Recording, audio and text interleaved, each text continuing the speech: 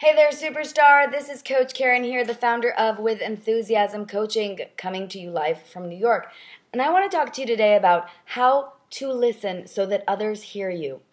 Listening is an exceptional skill. It's the best part of communication and the most vital part of communication. And if you felt recently that your boss or your wife or your kids or your mom are not listening to you, then maybe you should start by learning how to listen first. It's a technique called active listening. It's taught to coaches all over the world. Now I'm going to teach it to you in a nutshell with my top 5 tips.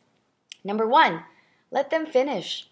Stop listening by planning your answer while the other person is listening in the hopes that you'll come up with something that's very, very snippy and absolutely apropos and very clever when they're done speaking. Actually listen to listen. And by the way, this is twice as important when you're speaking to men because studies have shown that when men are interrupted, they feel undermined. They feel attacked. So really listen, really hear what the other side has to say. Number 2, validate them. Validate them before you respond. Say, I hear you. Say, that makes sense. And say, I understand. And don't just say it, really do understand. Remember, when we seek to first understand, we can then be understood. This is the Stephen R. Covey principle. Number 3, take some time before you respond. In general, just digest your response first and try to come up with something that benefits everyone, that is going towards a solution. You're going to be thinking win-win, you're going to be thinking opportunity, and you'll come with love to the table rather than with a knee-jerk response or reaction. Number 4, ask as many questions as possible. You're not trying to put the other person on the spot or be aggressive or annoying.